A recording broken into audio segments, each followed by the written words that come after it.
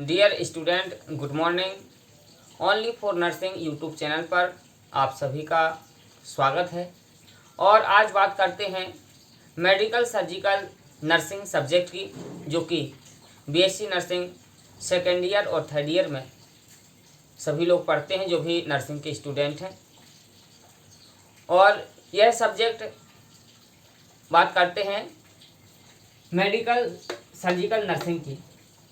जब किसी भी सिस्टम में जो एनाटॉमी के अंतर्गत एनाटॉमी एंड फिजियोलॉजी में जो सिस्टम आते हैं, skeletal system, muscular system, cardiovascular system, विभिन्न प्रकार के जो सिस्टम हैं, उन सिस्टम में से किसी भी ऑर्गन्स में जब कोई डिजीज़ उत्पन्न होती है या कोई डिसऑर्डर उत्पन्न होता है, विकृति उत्पन्न होती है, तब जाकर के मेडिकल सर्जिकल नर्सिंग एक सब्जेक्ट बनता है।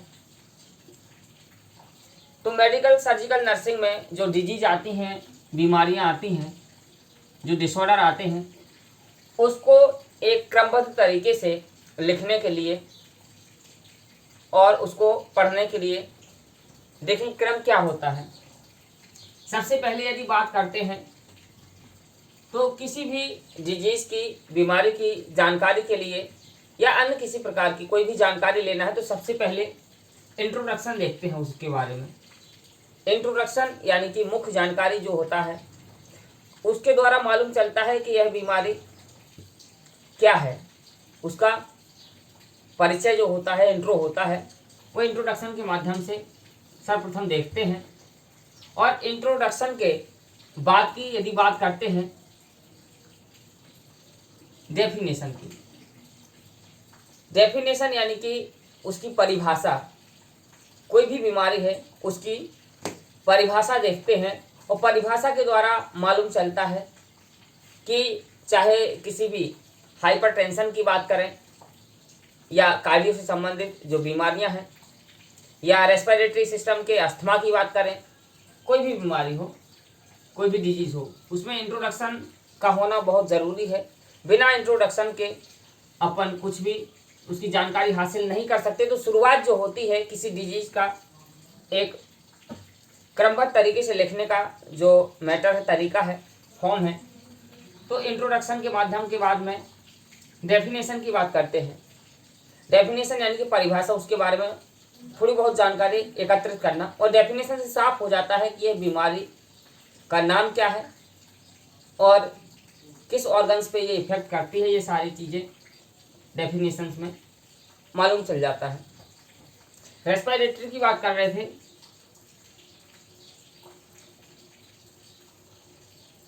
लंग्स को इफेक्ट करने के लिए जो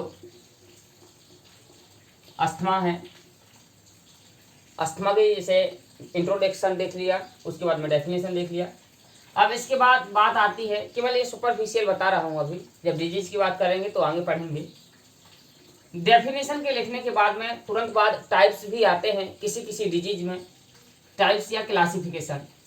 टाइप्स जैसे प्राइमरी, सेकेंडरी,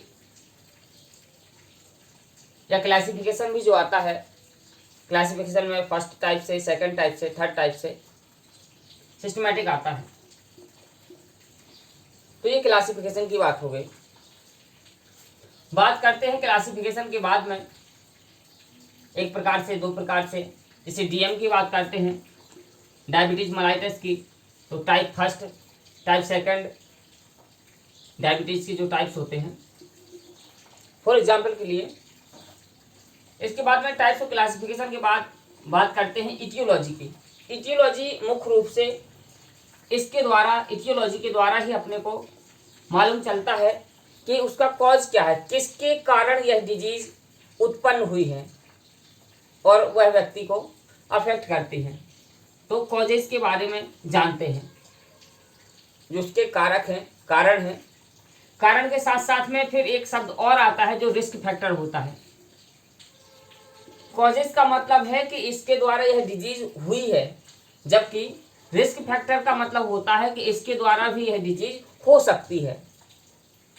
कॉजेस यानी इटियोलॉजी, इटियोलॉजी यानी कि किसके द्वारा यह बीमारी उत्पन्न हुई है और किसके द्वारा हो सकती है, वो रिस्क फैक्टर में आता है। इसके बाद ही यदि और आगे बात करते हैं तो पैथोफिजियोलॉजी। पैथोफिजियोलॉजी एक निश्चित वे में लिखी जाती है और इसका प्रारंभ करते हैं जब से कोई डिजीज शुरुआती या पहले दिन से देखेंगे कि नॉर्मल कुछ नहीं था, केवल वहाँ पर चकत्ता पड़ा। चकत्ता पड़ने के बाद में उसमें बहुत सारी रेडनेस हो गई, रेडनेस हुआ, स्वेलिंग बन गया। धीरे करते करते वहाँ पर पस का फॉर्मेशन होने लगा। पस का फॉर्मेशन होते होते गलने लगा। जैसे गैंग्रीन की या नेक्रोसिस की बात करते हैं तो ऐसे सिस्टमेटिक कहाँ पर पहले क्या था, रेडनेस था। रेडनेस से जो इन्फ्लामेशन के साइन होते हैं वहाँ से देखेंगे तो कहाँ तक, नेक्रोसिस तक वो धीरे धीरे पहुँचा देता है। तो शुरुआती समय से लेकर के और अंततः जहाँ तक डिजीज उत्पन्न नहीं हुई है, क्रिएट नहीं हुई है, वहाँ तक का जो सफ़र करते हैं वो होता है पैथोफिजियोलॉजी। यानी कि फिजियोलॉजी यानी कि नॉर्मल कंडीशन से, फिजियो इसको तोड़ते हैं, पैथो यानी डिजीज होता है और फिजियो यानी कि फिजियोलॉजी यानी normal function of the body.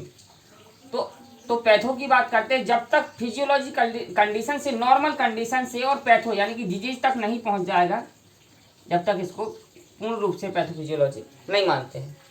इसके बाद ही और आगे बात करते हैं क्लिनिकल मैनिफेस्टेशन की या साइन एंड सिम्टम्स की। क्लिनिकल मैनिफेस्टेशन यानी कि जो उसमें लक्षण और चिन्ह जो दिखाई देते हैं कोई भी बीमारी होने के बाद में। इसी अस्थमा की बात कर रहे थे, इस पेशेंट में देखेंगे कि अस्थमा के पेशेंट को ब्रीथिंग डिफिकल्टी बनी रहती है,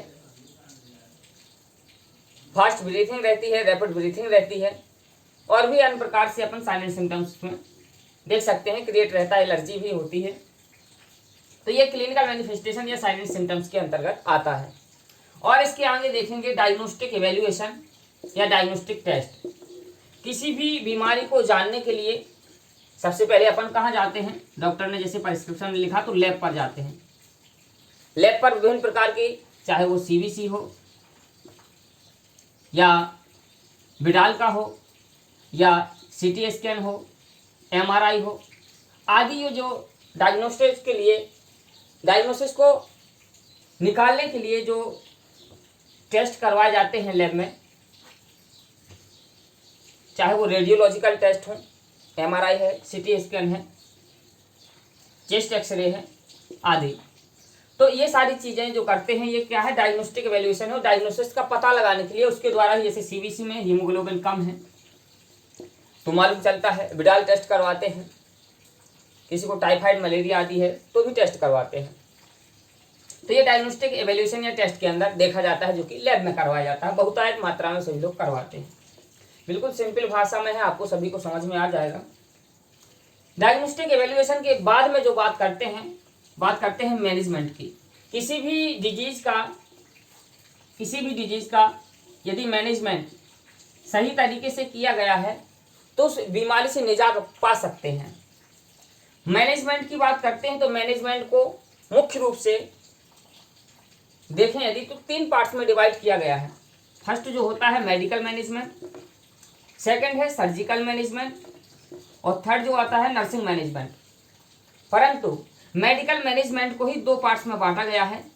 एक फार्माकोलॉजिकल मैनेजमेंट जिसमें अपन ड्रग्स वगैरह देते हैं, एक नॉन फार्माकोलॉजिकल मैनेजमेंट, उसके अंदर ड्रग्स आदि प्रोवाइड नहीं कराई जाती हैं। इसके बाद कोई सर्जरी होती है किसी भी पेशेंट की,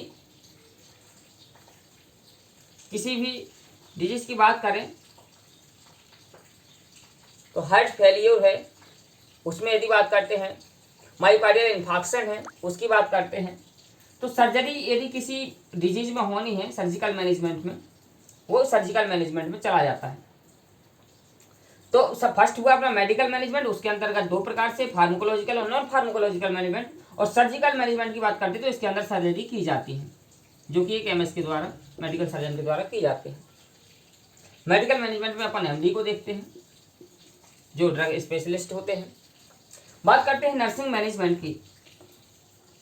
नर्सिंग मैनेजमेंट एक ऐसा मैनेजमेंट है जो नर्सिंग किए हुए स्टूडेंट्स हैं उनके द्वारा ही सब प्रोसेस ये चलती है। पर नर्सिंग मैनेजमेंट मुख्य रूप से यदि वो ये इंटेलिजेंसी पर निर्भर करता है कि आप किस प्रकार से नर्सिंग मैनेजमेंट उसका करते हैं।